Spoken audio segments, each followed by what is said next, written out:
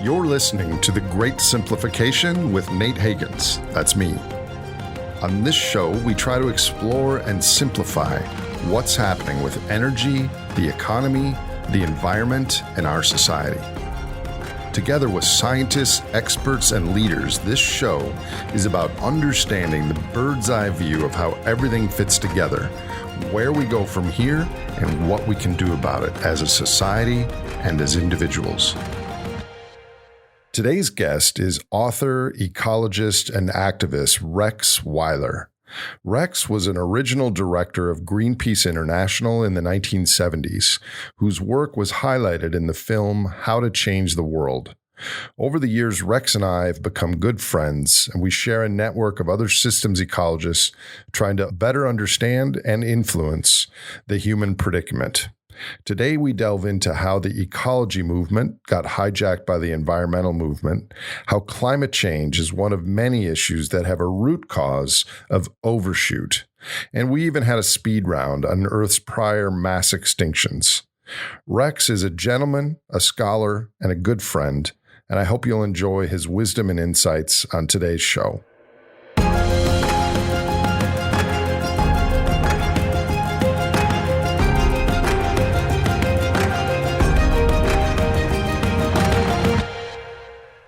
You were one of the original founders of Greenpeace, have been a lifelong teacher, activist, and ecologist. So what better way to start our conversation, if you're willing, than with a speed round of some basic questions in the realm of your expertise? Okay. We'll see. Okay. So these are just like 30-second answers because a lot of people on this podcast are fluent in these things such as ecology and others are not. So let's go. Let's start with that. What is ecology? Starting with the easy ones. Ecology, to me, is the observation and it's the study of who we are as organic beings in a living world, co-evolving with all the other species on the planet. We talk, for example, about trees and a soil and atmosphere, but none of those things, tree, soil, and atmosphere, or human, exist independently of the others. For example, you take a bite of an apple, you eat an apple. Now, when does that apple become you? So there's this mindfulness and awareness of the depth of our relationship with everything around us. And to me, that's ecology. Follow up to that, why should we care about ecology as citizens, as a part of modern society?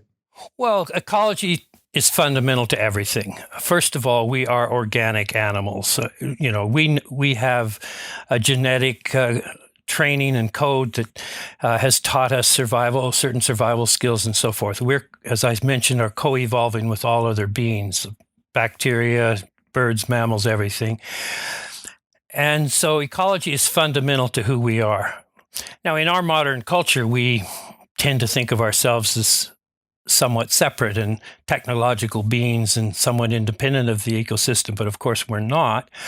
And by ignoring ecology has led to every crisis we now face. So it's critical. We will be getting back to that in the deeper dive, but carrying on with some of the definitions in the speed round, what is the ecological concept of carrying capacity? Yes. Well, carrying capacity is really the biomass limit for any ecosystem. Now, an ecosystem has to capture energy, capture sunlight through the plants. The plants capture sunlight and turn that into biomass, and then the plant eaters eat the plants and so forth. And so that energy stream sets a limit on the biomass of any ecosystem, and we call that the carrying capacity. Now, for any population or any species or population of species, that carrying capacity limits how many there can be. So there can only be so many wolves in a watershed with a certain number of deer and so forth. And every species on Earth is limited by space and food and water and the necessary resources. And the interesting thing about carrying capacity is you're never quite sure what it is until you've gone too far and overshot, and that which is very common in nature. So what is overshoot then from an ecological definitional perspective? Yeah, well, overshoot is when any population, I mentioned wolves in a watershed, but it could be locusts in a prairie, or it could be algae in a lake. A population of a species exceeds the habitat or ecosystem carrying capacity. Now, we see this even in our gardens. If we don't tend our gardens, everything grows into each other and starts literally killing each other. Plants grow over the top of other plants, and there's only so much space and nutrients and soil and so forth for everything to live. So overshoot is when any single species simply expands beyond the available resources, and we grow into the all available space, and we consume all the available resources. And this happens often, and we can see this in the predator-prey relationship. When the wolves overconsume the prey, the wolves start to die back, the prey recovers. When the prey recovers and the wolves die back, they can eat more prey.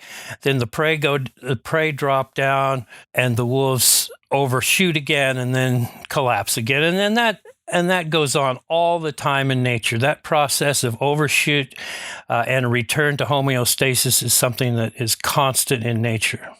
Well, I'll ask a connected bonus question. Are humans also subject to carrying capacity and overshoot?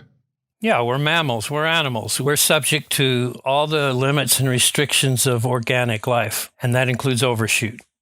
And what is our prey in the definition that you outlined? Well, we are what we call, biologists call K species, K standing for the capacity in the Germanic languages. A K species, like ourselves and like most large mammals, we learn to consume every available resource. So our prey is pretty much anything that we can eat that has nutrient value to us. So we eat plants, we eat other animals, we can eat virtually every animal, fish, anything on the planet. So unlike many species, we're not restricted to specifics in terms of what we eat, but we are restricted to the biocapacity of our habitat, which now our habitat is the entire Earth because we've expanded across the entire Earth.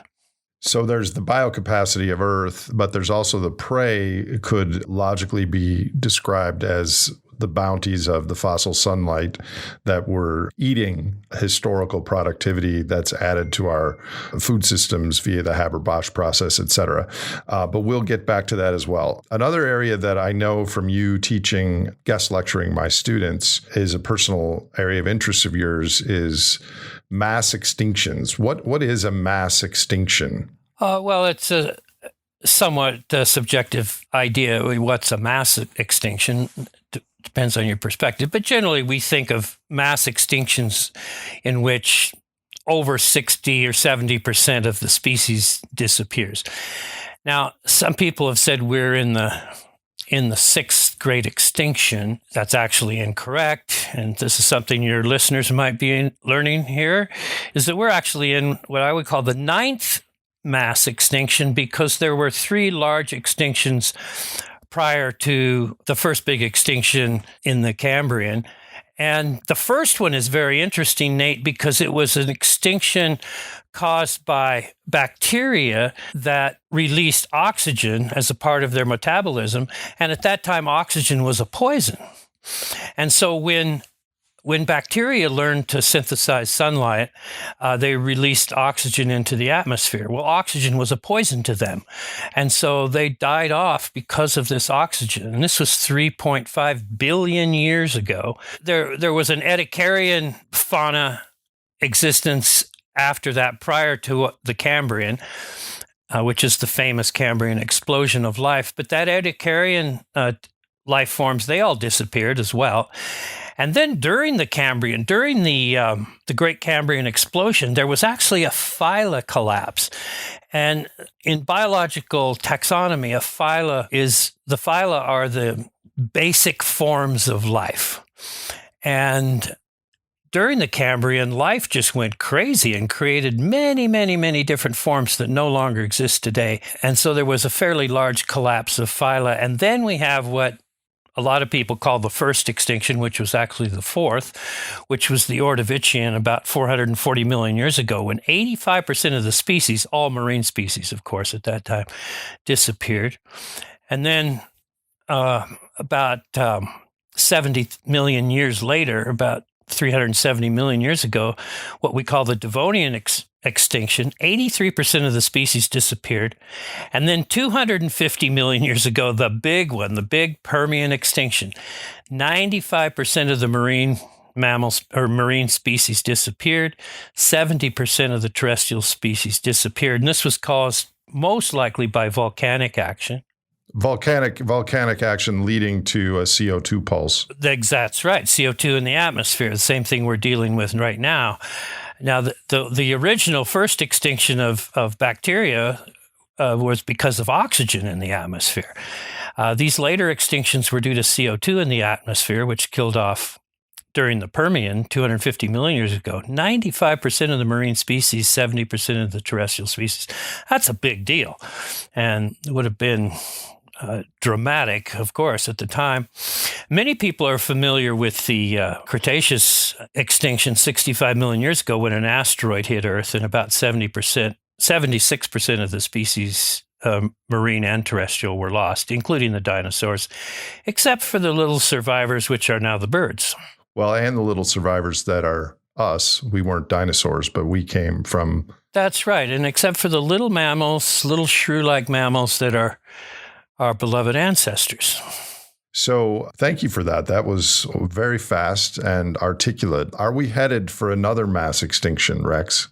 Well, Nate, we are already in a mass extinction, the 9th mass extinction. But not as defined by those magnitudes of die-off. No, but it's already underway. And the extinctions that have been caused by human activity on Earth are forever recorded in the fossil record.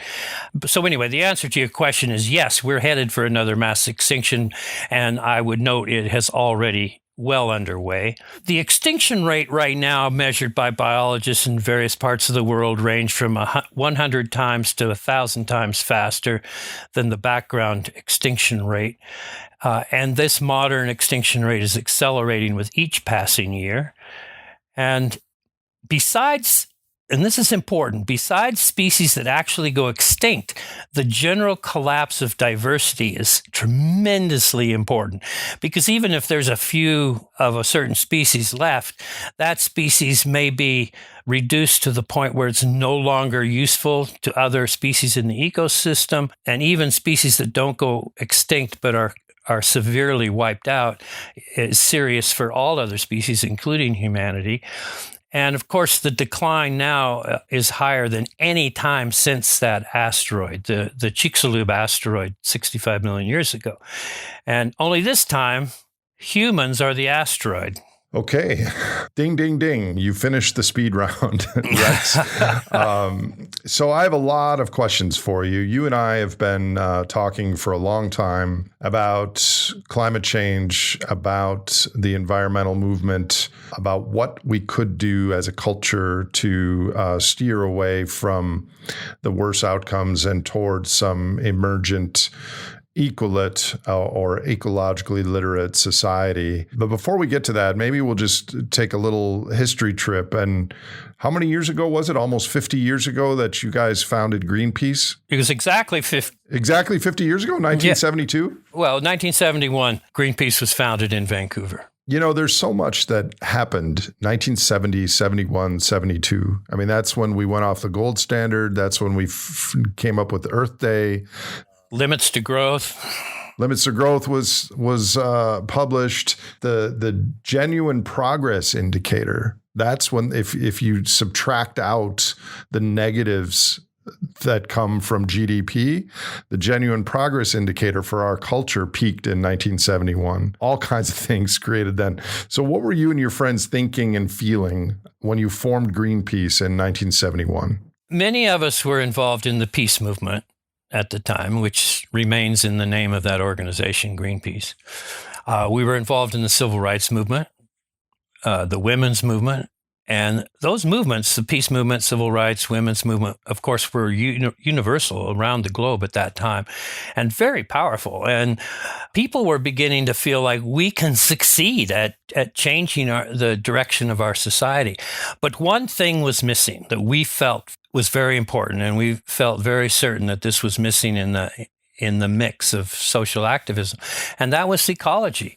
There was no ecology movement. There was no ecology action movement. There were some conservation groups like Sierra Club that were protecting parks and so forth, but we felt that the world needed an ecology movement, and that even if we solved all of our human priorities, civil rights and peace and women's rights, gender rights, even if we solved all of that, we could still completely blow it and destroy the very foundation of our life, which is our ecosystem. So we set out to do campaigns that were focused on ecology, and felt that was going to be really the next big social movement, was to recognize our ecological crisis.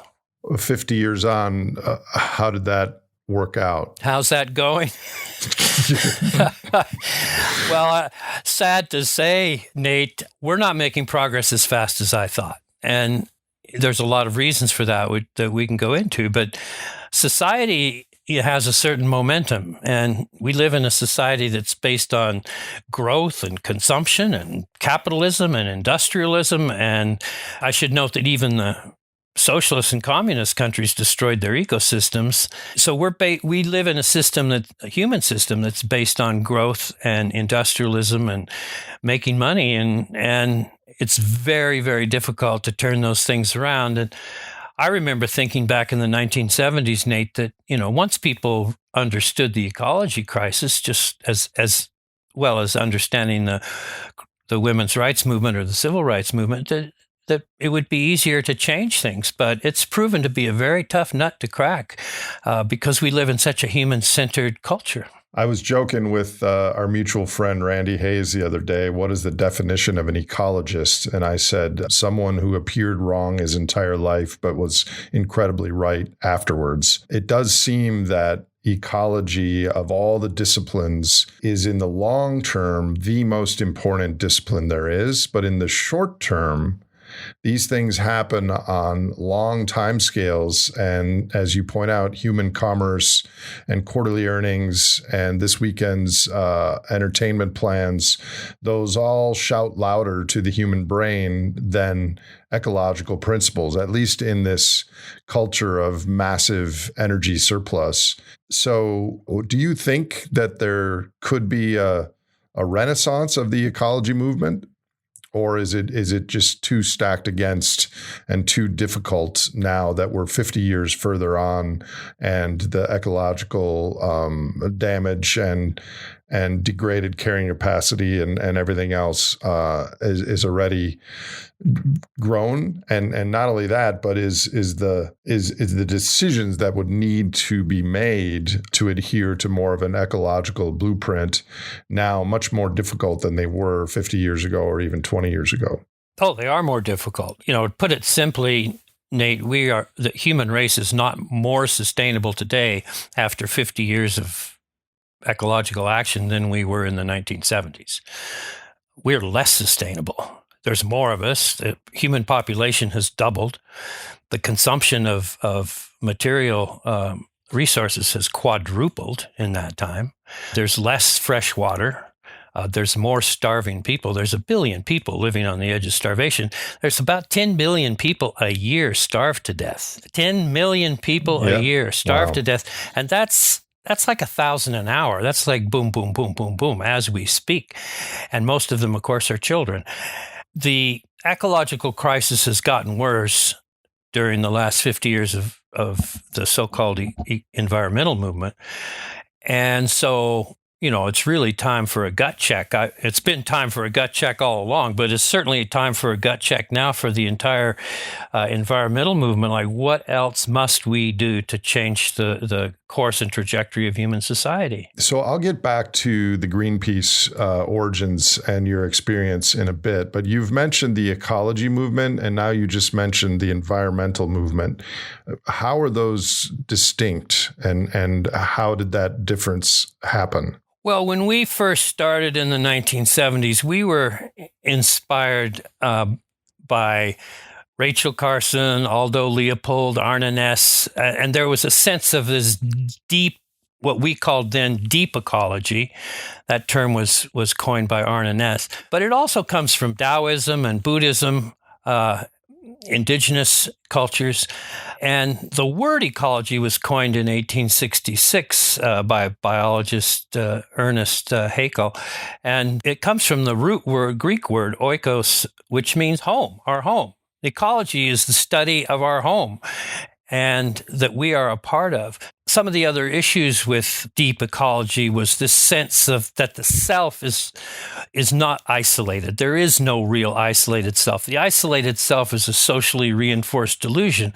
I mentioned before about eating an apple. When does the apple become me? When I breathe the air, when does the air become me? The tree, the soil, the atmosphere, none of them exist without the other. Gregory Bateson, who's one of my ecology mentors, put it this way. He said that all divisions are arbitrary. And we make these arbitrary decisions so that we can speak to each other. We want to talk about a tree. Every time we mention a tree, we don't have to mention that it requires soil and atmosphere. So it's helpful to make these divisions for our language, but they are all somewhat arbitrary. And this is the deep ecological point of view. The other thing about the deep ecological point of view comes from Ernst and indigenous communities and Taoism and so forth, that when we spend time in nature, we begin to get a better sense of ourselves, a deeper natural feeling of ourselves. And we begin to understand that we are part of all these living things. We're co-evolving with every other living thing. And that we have an obligation to protect this home, oikos, that we live in and we are part of. Now there's an environmental movement, and whenever there's a popular movement, it's often colored by popular ideas. And so I would say that the main difference between the deep ecology movement and the sort of modern environmental movement, it was put very well by Stephan Harding at Schumacher College, the ecologist at Schumacher College. He says, many mainstream environmentalists still see nature as some kind of a machine that we have to repair. For the deep ecologists, we don't look at ecology as something that we have to fix. We look at it as something we have to learn from. We apprentice ourselves to wild nature, not assume that we're going to fix it or manage it. And that's a huge difference between what I would call the ecology movement, and certainly the deep ecology movement, versus environmentalism. Gregory Bateson, he said something else that really moved me. I think he mentions this in the book Mind and Nature. But he said most of our problems, the greatest problems we have in the world, are linked to the difference in the way we think compared to the way that nature actually works. And it's very important for us to understand that what we need to do is apprentice ourselves to nature, become students of nature, understand how it works. Now, we can go back 2,000 years in Taoism. I think they already knew this. I think in many indigenous cultures, most indigenous cultures understand this. We live in relationship, not just relationship with each other in human society, but we live in relationship to every living thing. And those living things, they're not things. They're part of nature. Nature is not a thing. It's a process. It's an integrated process, an organic whole. And we are part of that organic whole. To me, like the first ecologists were, of course, the indigenous cultures and the Taoists. And the Taoists have a concept of Xingling, which is can be translated as divine efficacy, which means that not just sort of a practical, mechanical, linear cause and effect relationship with the world, but a deeper relationship with the natural world, being a part of it. So it's not just a matter of being able to brag at the dinner table, "Hey, I helped save a river," or something. But it's really feeling that deep relationship with nature and a sacredness of the natural world, and that the environment is not something outside of us. And words matter. Environment means this thing around us, and ecology is somewhat different because we are inside of it. It is inside of us. We are part of it, and every living thing has inherent value. Thank you for that. I have several follow-up questions based on things that you said. First of all, you said that we are focused kind of on the self, and we miss the connections between ourself and others, ourself and nature, ourself and the ecosystems we reside in. Do you think that focus on the self is a product of energy surplus, that we're so rich relative to our ancestors in an energy and material sense that we don't feel that we need those other connections? And or is it some combination of that and we're just distracted by all the technological gadgets and supernormal stimuli that we don't have time to connect with the real stimuli in nature, with the forest and the seasons and the solstice and what have you? Yeah, I think it's both of those. I think that it's reinforced by industrialism, and which is connected to the energy we now have access to through the fossil fuels, allowed us to not care so much about our home, about our living space around us. Industrialism taught us ideas about efficiency, that, if we all go to work in a factory and, we make one thing and one community makes one thing, we can sell it to the rest of the world and so forth. So this has reinforced this idea of the isolated self. But it goes back it goes back really throughout human history, because think of our early, ancestor communities. They kind of had an in-group, out-group survival instinct to know who was in your group and who wasn't. And that had survival value. And also to know who was your friend and who was your family and who could you rely on and who could you trust. And you kind of were careful about everything else. I mean, you may love wild nature, but you got to be careful. Bears can eat you, wolves can eat you, bacteria can eat you. So you have to be careful in the natural world. So this sense of community and of self existed for a long time. But I think that one of the big problems is how industrialism not only has destroyed the physical planet, it has destroyed community. And the two things that kept us alive through 99% of our evolution was community and the living earth. And both of those have been destroyed by the industrial mindset. So that is certainly part of it too. And the industrial mindset is fueled, of course, by the fact that we discovered what we call exo-energy, energy outside of ourselves. So the first we got from burning wood and then burning coal and now oil and gas. So what are your, just to be explicit, what are your core current critiques of the environmental movement? Well, I believe that the environmental movement as it stands today, first of all, its one critique is that it's driven by sort of popular ideas rather than deeply understanding ecology. In the 1970s, for example, we did campaigns to save the whales, which were very successful and in some ways almost too successful, because people begin to identify with large, dramatic animals and cute animals like seals. And ecology doesn't hold those animals like ourselves above anything else. That really ecology is about the community of every living thing on the planet. And so in some ways, popular ideas have kind of taken over from the deep ecological ideas. Is that like a deep human truth that ecology is the opposite of popular? Because I mean, I've seen that in my own work. Like not necessarily. I think it's more the fact that ecology is the opposite of industrialism, and that if you look at our roots, our community roots, I've mentioned Taoism and industrial cultures and so forth, Buddhism, that there was a deep respect for nature in primitive, what we call primitive communities.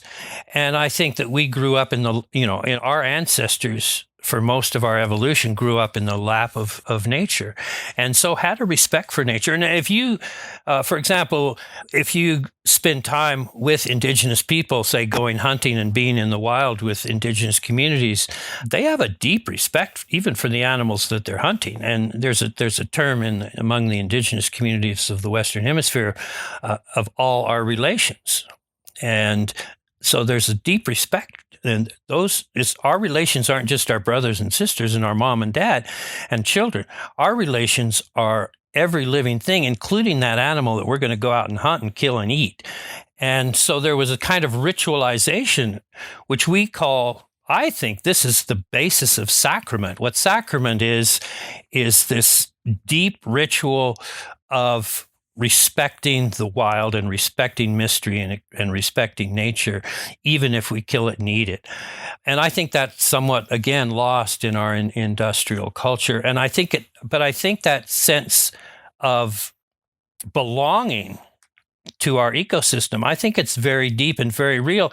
And I think that causes the loss of that in our industrial world, I believe, is the source of a lot of the dysfunction of our culture, and a lot of the trauma and tragedy of our culture is that people grow up missing something that they don't even know they're missing. They're missing their deeper mother, the Mother Nature itself. I totally agree with that. And I didn't mean humans innately. I just meant modern humans. Popular is opposite of ecology because of the Upton Sinclair quote, you can't expect someone to understand his job, expects him not to understand, because the ecological implications of our situation will require less consumption. Yeah. And so politically, that is a non-starter in many ways. So it just, do you think we could ever have ecology become popular or the basis of some new reality religion or something in the future, as people reconnect with their core mother, which is Gaia, like you've said? I think it's possible, but as I said before, I think ecology is kind of anti-capitalism. Capitalism's anti-ecology. Industrialism is anti-ecology. And so in order to fit into our modern culture, we are kind of pushed to ignore ecology, to ignore our ecosystems. It's mocked. It's treated as a kind of sentimentalism. Oh, they love animals. Oh, they think animals are so cute and so important. Ecologists are constantly mocked in our culture. Why is that? I see it all the time too. Well, it's because our culture is really attached to these ideas of growth, making money. Because we've lost community, our connection to community and wild nature, most people, their connection to eating is not hunting, is not wild nature, is not having a community that goes out and finds food or gathers food and eats. It's making money. If you don't make money, you don't eat. You end up as one of these people I see every day on the streets of Toronto in the middle of winter with no place to go, freezing cold, no food, begging for a cup of coffee on the side of the street if you don't make money. So, of course, there's a tremendous push to join that industrial capitalist money-making culture and to consume. And it's kind of interesting that there seems to be no end to it. People that become millionaires and want to become billionaires. And once you have $1 billion, you want to have 10 billion so you can go to the fancier parties. And so there's this, I call it the sort of organized denial cabals, that there's this kind of organized mocking of the respect for nature. And to me, it reminds me, it's very, very similar to the Roman Catholic Church in the 15th to the 17th century, when scientists could not publish any data that challenged the beliefs of that church and the beliefs of the age. And I think in some ways, in our modern world, we've shaken off the yoke of the churches somewhat, but we labor under the yoke of the new religion, which is money-making, capitalism, technological optimism. If you try to publish a paper, I mean, you know this, I know this, many of my good friends and your good friends, whenever we publish something that talks about, well, wait a minute, there are biophysical limits to this energy transition that everyone's talking about, they get attacked. And I call those attackers the grand inquisitors of our age. They're just like the grand inquisitors of the Catholic Church. Hey, you can't say that because we all believe that we're going to fix our ecological crisis or our climate crisis with technologies. And so people like Bill Rees and Vaclav Smil and even Rachel Carson in her time were just mocked, and they're like the Keplers and Copernicuses of the 15th and 16th century. And just as Copernicus showed that the Earth was not the center of the universe, ecology teaches us that humanity is not the center of life on Earth. And yet, if you say that too loudly, the bishops of techno-optimism will resist and mock you. So you've read my paper. Actually, you did more than read it. You very helpfully edited it. You know how I think about the superorganism that humans have become. And I think the market, we have outsourced our decision-making to the market. And there's this downward causation that happens that it's not any human's fault, is the market and the imperative to grow are dictating what happens to humans at levels underneath that, like institutions and individuals. So the market's compulsion obviates any alternative paths of wisdom or constraint. Yet at the same time, many of my listeners, most, or if not all of yours and my colleagues, feel both this deep connection to nature, a horror of witnessing this slow motion tragedy that's unfolding with other species and ecosystems. And that gives me hope that there is some possibility of cultural transformation towards a redefinition of what is sacred. Because, like you said, sacrament, things in nature. Is it possible that we could revere nature in a ecolate, Renaissance sort of using science to be aware of our place in the universe sort of way, or is that door already closed? No, I don't think that door is closed any more than the door to the Enlightenment was closed in the 16th and 17th century when scientists were burned at the stake for saying the obvious. So our modern scientists are figuratively burned at the stake for saying the obvious. But, time marches on, and it's possible that over time, the truth of ecology will be understood in wider circles. And I think there's a natural affinity to love the natural world anyway, and we got to have that working for us. We have the cultural histories of indigenous communities and Buddhist and Taoist traditions to provide some ideas, but we're up against this juggernaut, which you call the superorganism. And no one is in control. I think this is one of the important things one of the important points that you have made about the superorganism. There's no one in control. Certainly not the president of the United States, not the president of Russia, not the chairman of the Communist Party in China. No one is in control. The billionaires are not in control. The social activists are not in control. So we have this humanity, the 8 billion people. Everyone wants more. Everyone wants to eat every day. Everyone wants warm water. Everyone wants fresh water. And everybody wants a little bit more to live in a little bit nicer house and have more to eat and have hot running water in their home. And so this human desire for more and more and more is part of the problem, and no one's in charge of it. How much of that human desire is actually for more and how much of it is we want more because we look around us and others have more, or we need more to get us a bowl of soup or a heated room like the people you were mentioning in Toronto? And how much of it is actually who we are? I think a lot of it is who we are. But first, let's talk about the sort of social status aspect of it.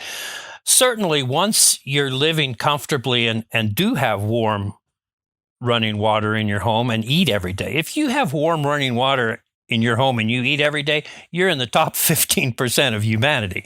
And the top 1% of all the humanity that's ever been. But go on. Yeah. So most of humanity today wants more because they're hungry.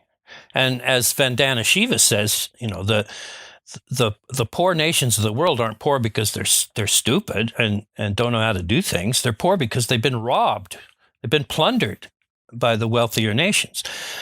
So most of humanity wants more because they have to do without, and they're hungry, and they get cold in the winter, and then they need shelter. But what about the millionaire who wants to be a billionaire, like you mentioned before? Well, that's the other part. That's the crazy part in a way, is that people who really should be satisfied with what they have and should just relax and spend more time with their families and their children and their communities and enjoy some of life and take a walk, they just want to make more money. It's almost habitual. It's like habitual behavior. You've made money and you get a lot of status because you have money. And status translates into ability to attract a sexual mate, ability to have some power in your community. And so there's this kind of need to always want more. And that's why I say the millionaires want to be billionaires. And by the time somebody has $1 billion and they look around at all their billionaire friends and they see the ones that have $10 billion, they want to go to those parties. So, it's just, it just becomes habitual behavior. And it's certainly not based on a real sense of the sacred of the living world. So I'll interject there. I don't know if you've heard me tell these stories before, but I used to manage money for billionaires on Wall Street. And what you just said is exactly true. When they had 50 million, they just said they want to get to 200 million and they're going to quit and buy an island and retire and write a book and become a gardener. And when they got to 200 million, it was the shifting baselines or the receding horizons. Yeah. Is exactly as you said. And I don't know if they wanted to be at a better party per se. I guess that could be true, but it's the more stuff was the proximate reason. The ultimate reason was the dopamine and the game and the feeling of conquest, like I can turn this amount of money into more. One time I was in Las Vegas and I was at a craps table and one guy was betting $1 and another guy was betting $1,000 on the same roll. And I was just watching them. And it was fascinating to me because obviously the $1,000 bettor was rich, but they were both getting the same thing out of the roll. They were both getting dopamine and the winning or the loss. And yet the magnitude of it was orders of magnitude difference. And I think the same thing applies on our scale of the human enterprise, where there's 8 billion of us running around and some of us have a very much outsized impact, but we're all just getting the same neurotransmitter cocktail that we're trying to pursue that matches the emotional states of our ancestors. And I think ultimately, an ecological worldview would craft a path where we can get that neurotransmitter cocktail by using less energy and material throughput. But there's no path from here to there, which is part of the problem, right? Yeah, well, there is a path for some people. I mean, some people have discovered, a path to a more, what I would call a sacred or spiritual life of, I realized when I was a teenager that, wow, when I started learning about the world and learning the fact that people were starving in other parts of the world, and wow, I'm really lucky. I live in a home and I get to eat and I get to go to school, and that's not true for everybody in the world. And I remember when, even as a young man, as a teenager, thinking, I don't want my life to be about getting more. I'm happy, and I want my life to be about creativity and seeing things and vision and having friends and community. And then, of course, in that process, I discovered certain paths that I call sacrament, or ritualizing respect for mystery and diversity and so forth. And, led me to the Taoists, led me to Buddhism, led me to indigenous communities. And there's a sense of sacredness of the world. And I personally have found, my peace of mind and in those things and not in having more possessions. So I feel fortunate, not just happy, but actually fortunate to live the life I live, which by the standards of my community and my society, I'm actually under the poverty level in Canada, but I live a really nice life and I'm happy. So said differently, you are an incredibly rich person. You just have a wider definition of what constitutes rich. I certainly do. And to me, rich isn't about having more cash. How much more stuff do I need, And I have, when my children, I love to provide for my children. But my children grew up understanding that they weren't going to have the best of everything and most of everything.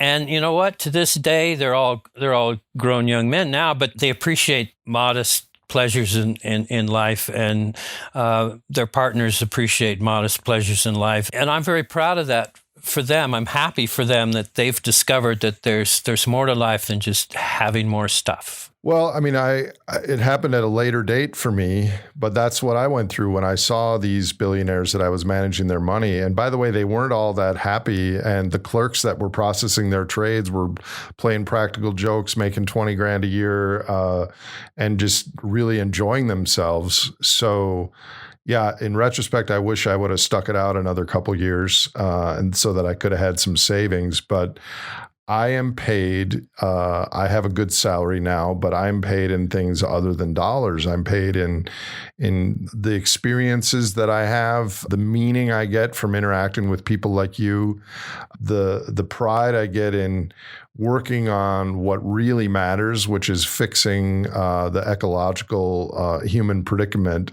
So I also feel incredible gratitude for being alive at this time and being born into the United States, which is really quite something, of all the humans that were ever born, those alive in the United States today, what a ride that has been, or Canada for that matter. But at the same time, I feel a fiduciary responsibility to that. I shouldn't splurge that privilege, turning all this opportunity and fossil magic into just spinning your wheels and dopamine, et cetera. So I'm digressing. Rex, what were some of your favorite campaigns that you did as one of the core founders of Greenpeace? Yeah, okay. Favorite campaigns. Well, as I mentioned, we were casting about. We said we wanted to have an ecology movement. We need to do a campaign that's going to excite people about the natural world.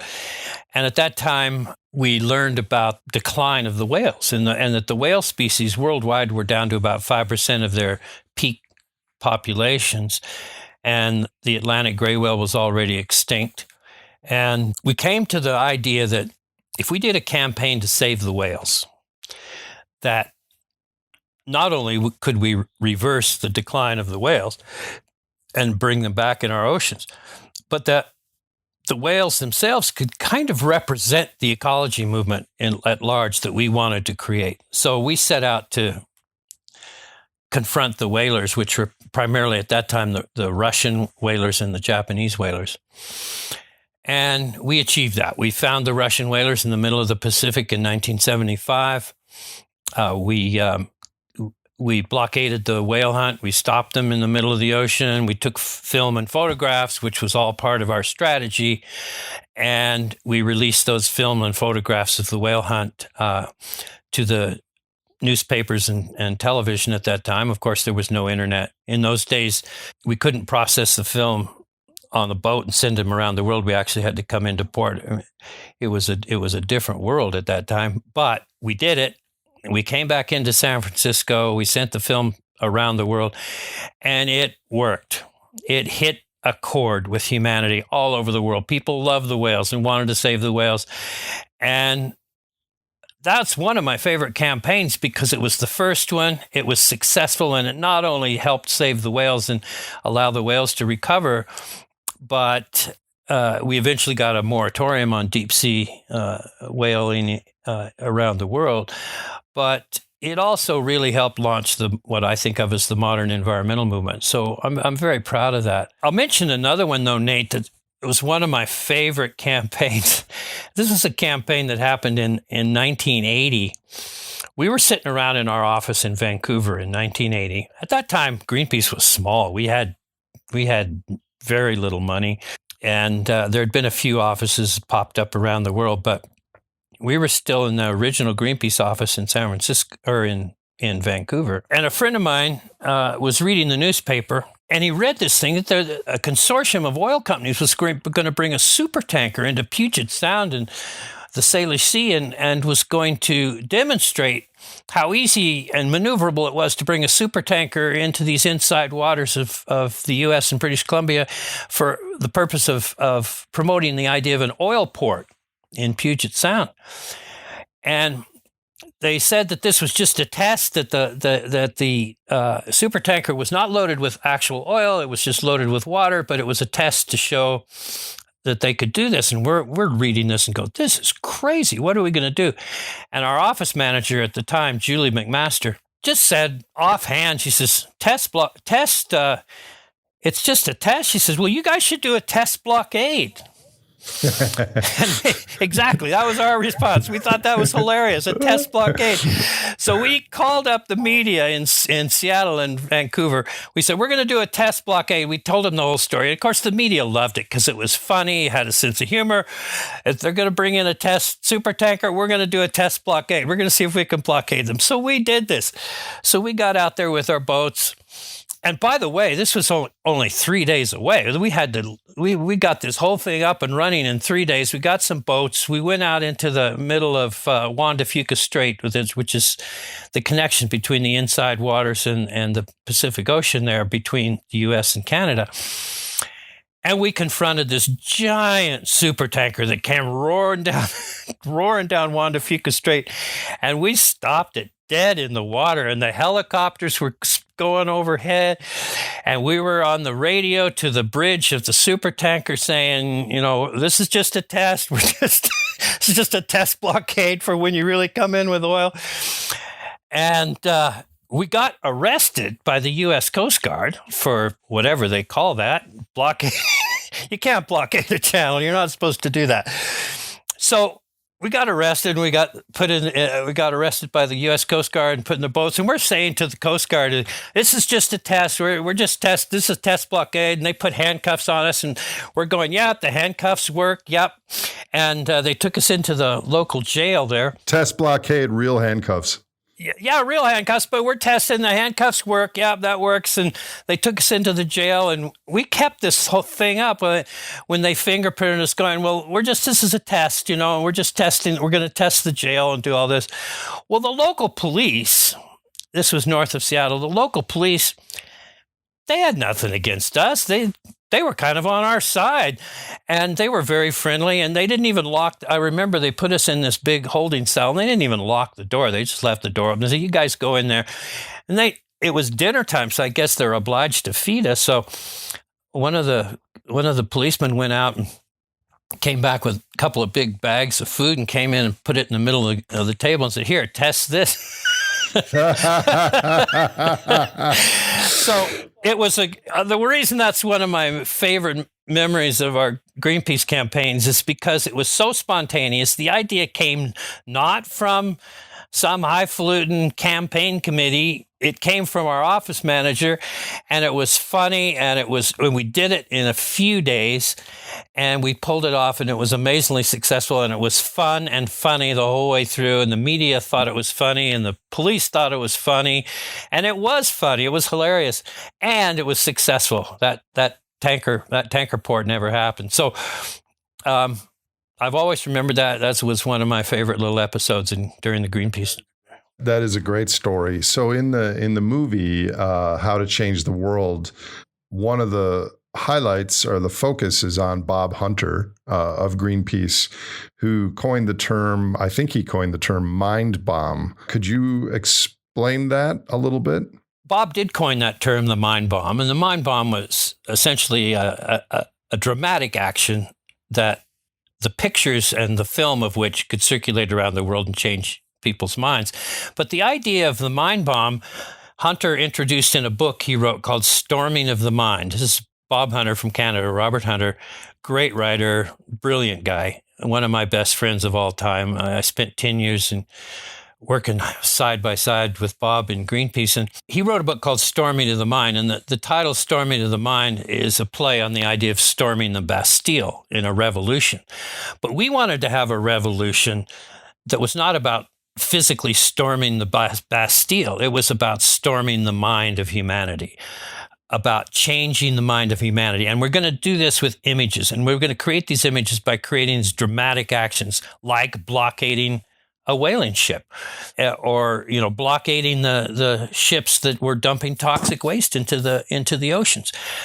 And so the idea of a mind bomb is that when the images go around the world in the film, that these images not so much change policy immediately, but what they will do is they will change the public perception of a particular issue, in this case, whaling or ocean dumping or ecology in general.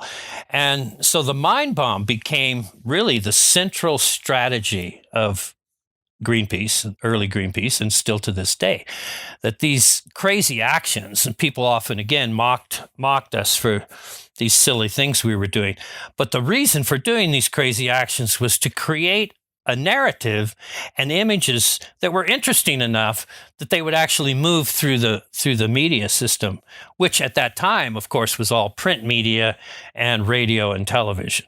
So I think I remember reading that the picture of someone about to club a baby seal made it within a week to 30,000 newspapers around the world, or something like that. Oh, yeah. In fact, the photographs of the first whaling campaign in 24 hours went around the world. I went to the newsstand the next day, and I saw the picture that I had taken out at sea and brought back and processed on land and sent the night before on virtually every cover of every newspaper at the newsstand. So 40 years ago, we could have mind bombs like that. Today, with Twitter and YouTube and Despacito videos getting 20 billion watches and everything, is the signal to noise barrier to making an ecological splash and storming the ecological mind of humans?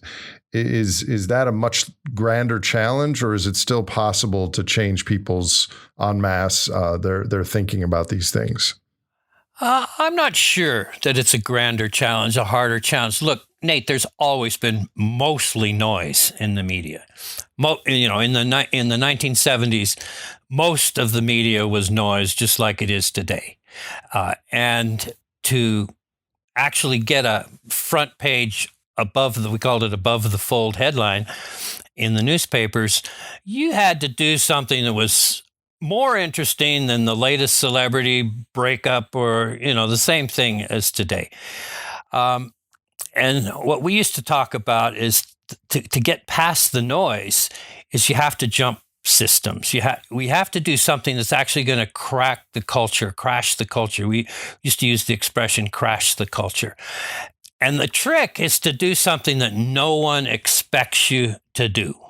And if you're just saying what everybody expects you to say, if you're saying I'm for peace and I'm in favor of stopping climate change or whatever, or everybody expects it. It's not news. So you have to do something that nobody expects. So it was just as hard in 1975 as it is today, I would say. And maybe it's a little harder now because of social media. And I understand what you're saying. Yeah, I mean, every individual in the modern world with access to phones and computers is just flooded with the sort of media noise. And so, yeah, it's very difficult. But you still have to do the same thing, which is do what no one expects you to do, crash the cultural trend, crash the sort of cultural trajectory, and do something different. I'll give you a couple of examples of the people who have successfully done that was the Extinction Rebellion. They were able to crack the culture and do something different. The Fridays for Future group, the young kids, they were fantastically successful. Greta Thunberg was amazingly successful, and she did something very simple. She left school and she went and she sat outside the parliament in Norway, and that broke the whole culture. So it's still possible. Very difficult. I'll give you another example, which I've been advocating for years in the environmental movement, talking to my friends at Greenpeace and other environmental groups, is stop going to these stupid climate conferences that are accomplishing absolutely nothing. I think we're up to 34 climate conferences since 1979. And through that whole time, the human carbon emissions have continued to increase. So why are we going to these climate conferences and saying entirely predictable things? So here's what I'm suggesting. Don't go to the climate conferences. Boycott the climate conference. Do something that no one expects you to do. Boycott the climate conference and then explain why you're boycotting the climate conference. Because after 34 climate conferences, these airheads and political appointees have done nothing. And our carbon emissions have continued to increase. And so let's figure out what the root of this problem is and stop supporting this system, which is really just business as usual and just a way to pretend that you're doing something when you're doing nothing. So that's an example of what I would say: crash the culture, do what's not expected. Don't just do what you did last year and the year before and the year before, if that makes any sense. It does make sense. Of course, when you use a term like crash the culture, there now is a much bigger systemic risk from that line of inquiry than there was 50 years ago, because we have a 6-continent supply chain and a monetary system in deep overshoot and a geopolitical fragility.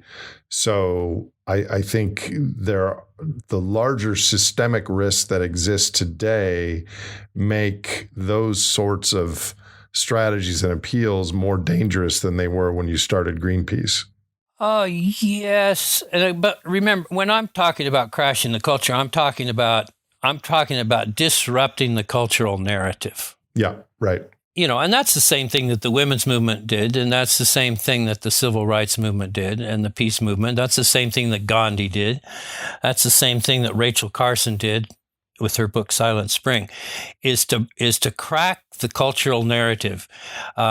Because the cultural narrative tends to be a bullshit story, which keeps the power structure in power, keeps business as usual chugging along. And, that's always the case in history, is that in order to change society, you have to point out that the emperor has no clothes, and you have to crack that cultural narrative. And it's very difficult to do, but it's possible. Greta Thunberg did it, and Fridays for Future did it, and Greenpeace did it in its day, and Extinction Rebellion did it, and the women's movement has done it, and it's possible. The Me Too movement has done it, and so it's possible to do it, but you have to be smart, and you have to do something that is not expected, do something new and creative. So in addition to the signal to noise barrier, which you've just articulated why that's not insurmountable, there's also something else with the environmental awareness in general people's minds. I find the formula for showing a sad environmental movie with lots of scenery about damages to animals and oceans and ecosystems, but then at the end, it's not too late, and they show solar panels and wind turbines, and this formula of environmental tragedy, but it's not too late, we can do this, has kind of numbed people to potential mind bombs, like you guys did in the 70s. What is the formula? I mean, there is no formula, but what could happen there that could change? I thought the Don't Look Up movie was quite refreshing in that they did not mention climate change in the entire movie, yet everyone that was aware of what was going on knew it was kind of about climate change. And they made it like a parody almost, but it was a real visceral message in that movie, which is basically we're not going to get warning that everyone will believe until it's too late, number one. And number two, speaking truth as a scientist to these issues pales in comparison to glib, popular, funny, feel-good things in the media, which is exactly what you were saying earlier. Do you have any thoughts on that? Yeah, well, the storyline that you're talking about is showing the environmental destruction and then telling everybody there's hope at the end. Yeah, it's exactly that. It's a formula. Everybody expects it. So it's not going to change anything. So you have to do something, like I said, different. I sometimes refer to this as hopium because it's like a drug. It's like, look how bad things are, but if you donate to us, we're going to help and you can help change things and there is hope. And this story is what all the environmental groups are telling to all their donors. And I'm not against hope. Hope's a great frame of mind. Hope as a frame of mind is great. And it helps invigorate one. And it has to be a realistic hope. Well, it's a great frame of mind, but Nate, it's not a strategy. Hope is not a strategy. And yes, it helps invigorate people, but it's also a trap that we need to be really serious about what our challenges are and not just tell people that there's hope. Of course, there's always hope, but we have to be really clear about it. And the other thing I think we have to be careful with is what's now known as virtue signaling, just saying things because we know that our in-group is going to think that we've said the right thing, that we want to stop climate change and so forth. By the way, I agree with you about the movie Don't Look Up. And although I think the message needs to be a lot larger than climate change, we have an overshoot crisis, not just a climate crisis. We have an ecological crisis. But nevertheless, I think it was a serious mind bomb and got a lot of people thinking and talking in the right way. But we have to be careful about virtue signaling, and especially in the environmental movement, where, being a climate activist can be, for some people, just a status-seeking opportunity. And that's probably not going to be helpful. You asked me once, I remember, about, how much of the environmental movement is really serious, deep ecological thinking and how much is virtue signaling and status seeking. And I would say it's like everything else. It's like 90% versus 10%. 90% status seeking and virtue signaling, and about 10% really serious deep ecology. And I think that's just the normal human distribution of anything. I mean, there's a famous story about Theodore Sturgeon, the great science fiction writer, and a journalist was asking him, why do you write science fiction, Sturgeon? 90% of science fiction's crap. Theodore Sturgeon thinks about this for a minute, and then he says, yeah, well, 90% of everything is crap. So how would the climate movement reconnect more with the ecology movement so that it wasn't so predominantly about memes and status signaling, et cetera? Well, I think, what I said about doing something that's not expected. Like every day, I would say to environmentalists today, every single day, ask yourself the question, what do I need to do that I haven't done yet? What do I need to do that no one expects? What can I do that's creative and different, that's going to actually help get the ecological narrative in front of people? And I think that this sort of, deep self-questioning is number one. That if you want to be an activist and you want to have an impact on the world and change the trajectory of society, you better be asking those deep questions about what can I do that's new and different? Now, how do I be creative? Well, the truth is there's no formula for creativity. If there was a formula for creativity, then it wouldn't be creativity, would it?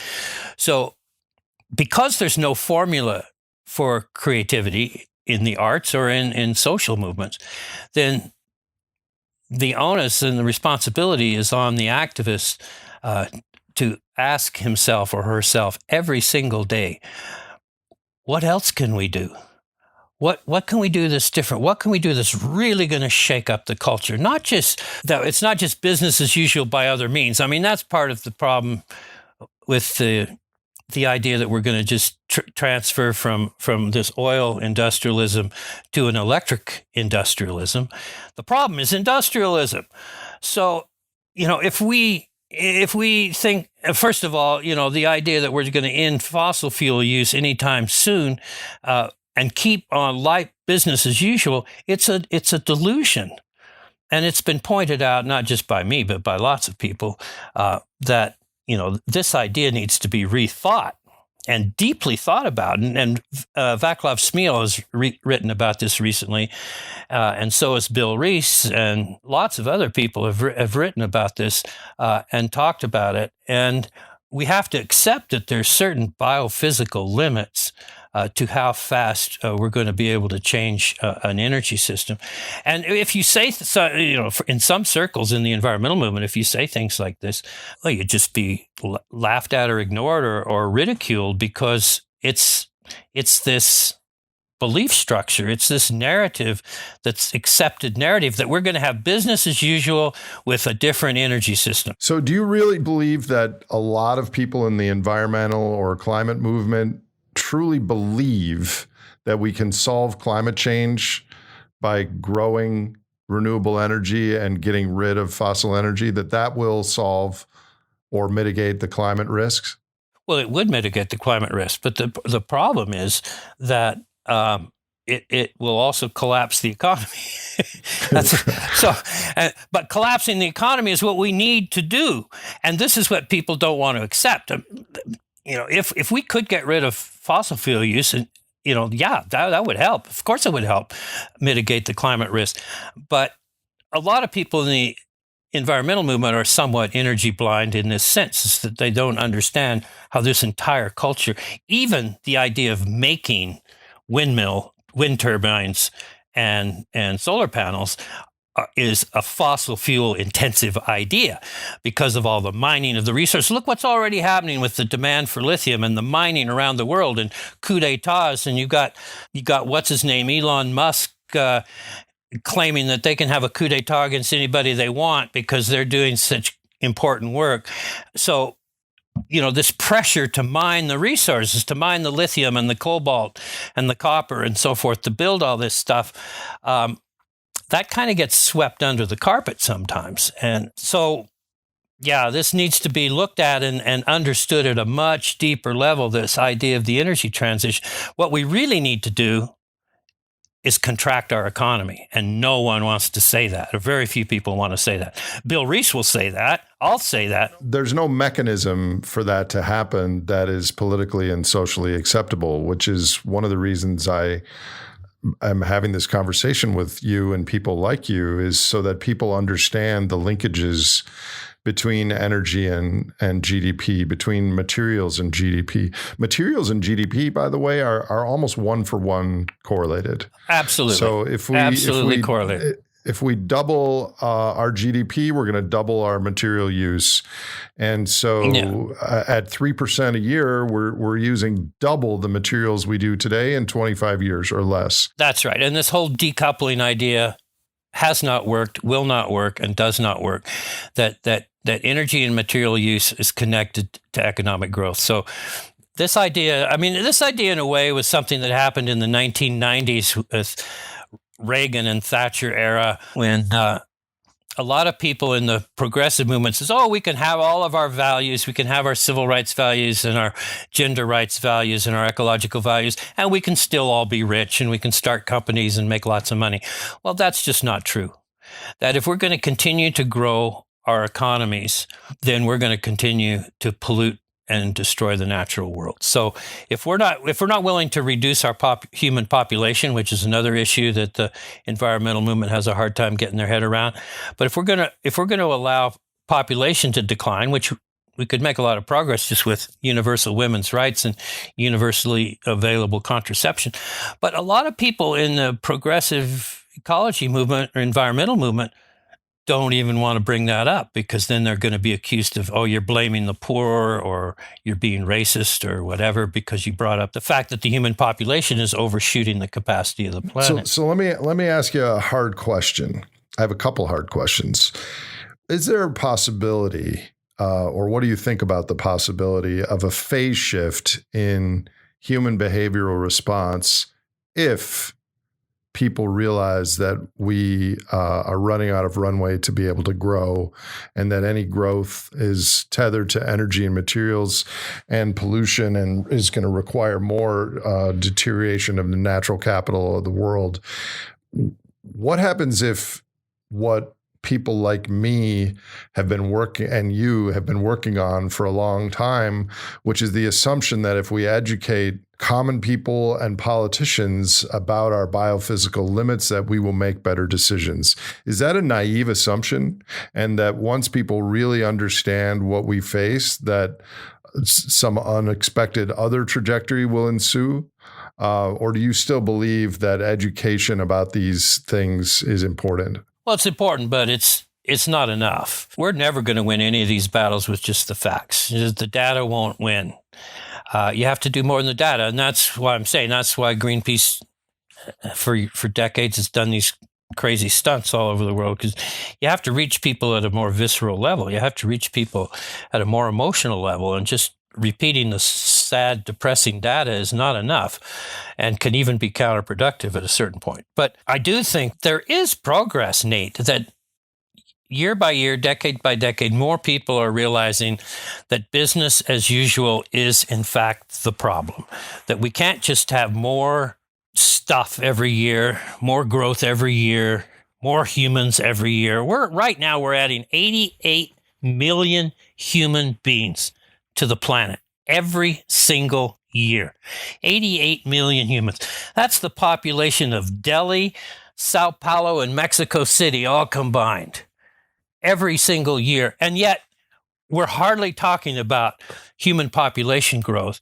It's as if people think that humans aren't like every other animal, that we can overshoot our habitat. So how much of that is ignorance, and how much of it is fear to say something really uncomfortable? It's mostly fear to say something uncomfortable. It's virtue signaling. It's like, there's this notion it wasn't just in the environmental movement, but when environmentalism when population was first proposed at the 1972 environment meeting in Stockholm, some of the environmentalists there rejected the idea. No, we can't talk about population because there's poor nations all over the world, and it sounds like, and their population is growing fast, and it sounds like we're blaming the poor. The rich can't blame the poor.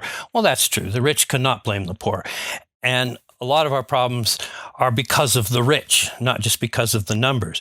But nevertheless, human population is a very real environmental, ecological issue, and we should at least be discussing it. And a lot of the reason it's not being discussed is people are afraid of being mocked and ignored or canceled or whatever, and so they're afraid. They're afraid to mention it. Are we approaching a cancel singularity, where the most important issues?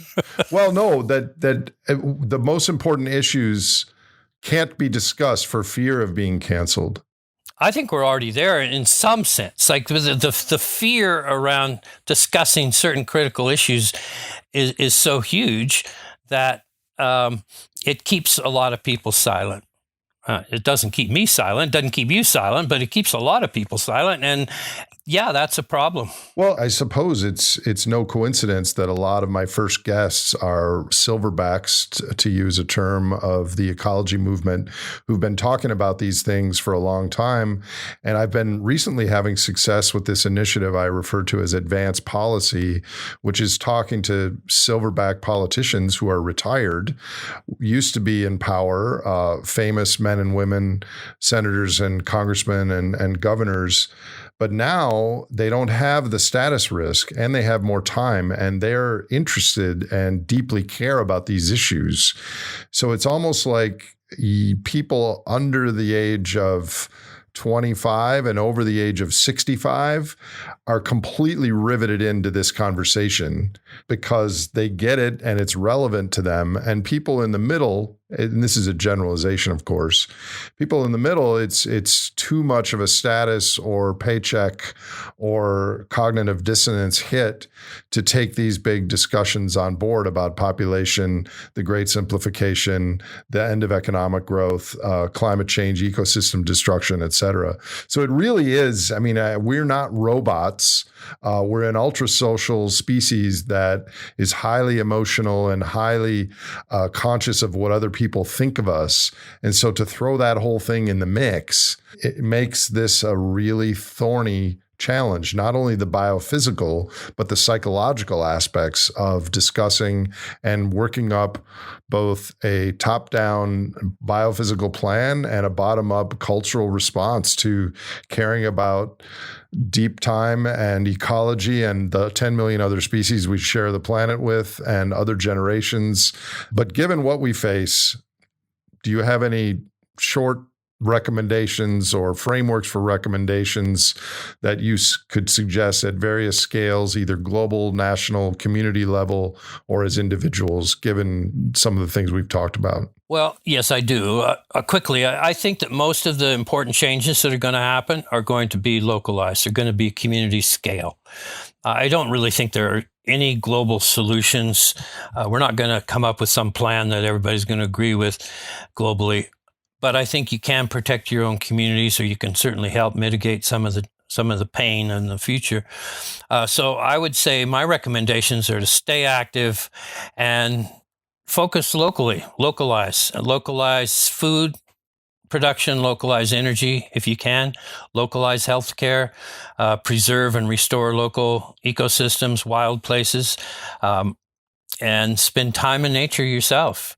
And there are certain things, just on a personal level that, I think are very important, for us to do. For example, spending time in the natural world and really becoming a student of the natural world, to trust and love nature, and then educate and teach others, and plant your garden, grow your food.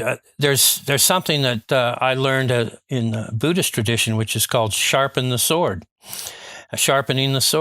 And it's a Buddhist precept that before you go into battle, you sharpen your sword. But in this case, it's a metaphor, and the sword is you. You are the sword. So make yourself a better person. Make yourself a more generous person and a more aware person, a more gracious person. Practice just common decency. Learn to get along and build cohesion in your community and work with people and become a more effective agent of change. And that's one of the best things you can do. Most of the problems that I've seen in the environmental movement or any social movement are about the ego.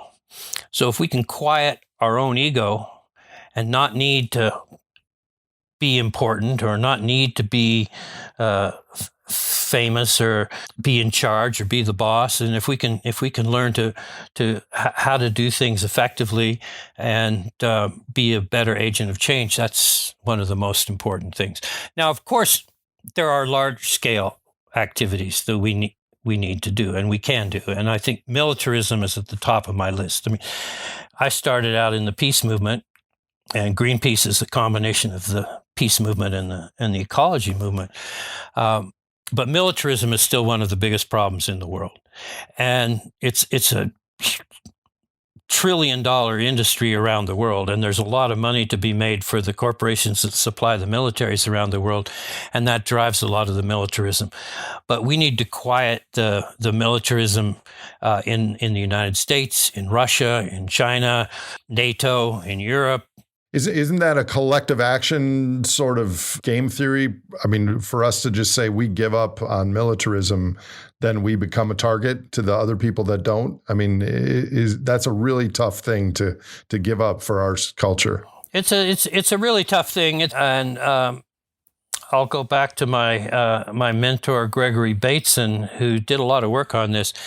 He came up with the concept of schismogenesis, which is the creation of conflict. And how do we keep conflict alive? And then the reverse idea is how do we quiet and calm down conflict? And he worked with the U.S. government on this for years, trying to quiet the competitiveness and conflict between Russia and the United States. Would that he were around right now. Oh, yeah. Yeah. And his work and that work would continue. You have to pay attention to it. Nothing changes if you don't pay attention to it and don't keep track of it. So we need to look at the conflict creation that goes on in the world and conflict resolution and how that really works. The other thing, of course, is consumption. I've mentioned this throughout our conversation, is that we actually have to contract our economies and we have to get comfortable with doing with less instead of more. And of course, that's for the rich nations mostly. In much of the world, in the poor part of the world, we need to help those cultures live decent lives. And so that, the militarism, consumption, and the other one I mentioned, of course, is population. We need to become more energy literate, and then just work and practice decency and social justice. These are the big ones. But again, I go back to localize, build cohesion in your own community, and sharpen your sword. Become a better person. Become a more effective agent of change. Thank you for that. And I will put in the show notes your written recommendations to my students on that question. So, Rex, what do you care about personally more than anything else, given all the stuff that we've talked about and what you know as an ecologist looking at our time on this planet and what's happening today? Well, I suppose like most people, personally, what I care most about is that my family is healthy, that my children are healthy and can live productive lives, and my friends and my community, and that my community is healthy, and that my if there are conflicts in my community, that we can resolve them and just kind of help each other get along and take care of each other. That's what I care about most, and I think that's a natural human instinct and an important one, that we look after ourselves, we look after our families, we look after our communities. I love nature. I trust nature. I'm heartbroken every single day of my life of what we're doing to the wild world and the natural world. And I'm aware of the number of species that are disappearing and the individuals within those species that are disappearing. And I find that the ecological destruction of our world is just heartbreaking for me. I stay upbeat, but I can find something to be heartbroken about any day of the week. Not just the suffering of humanity, but the suffering of the entire wild world. And I care about that. And I would like to see us come up with ways to have a human existence on this planet that didn't end up destroying everything around it. I was just out the other day in Toronto, in the middle of Toronto, feeding the birds, and I ran into another woman who was feeding the birds, and she had some better stuff than I did. She had some nice birdseed. Where'd you get the birdseed? She told me where she got the birdseed, and we had a nice chat, and we were both just talking about just how heartbreaking it is. Here we are. It is the middle of winter in this frozen city, and we've destroyed the forest. We've destroyed the ecosystem. These poor animals have virtually nothing to eat, and there's a few people out trying to feed these poor things. But I care about that too. I care about every living thing and everything alive in our ecosystem and the health of our ecosystems. And I'm never free of those carings because it just feels primal to me. So not to follow the formula, but given what you know and what you see and what you care about, what are you most hopeful about? Even if it's a kernel, what are the things that do give you hope about humanity and the future? Well, as I said, hope is a good frame of mind, but it is not a strategy.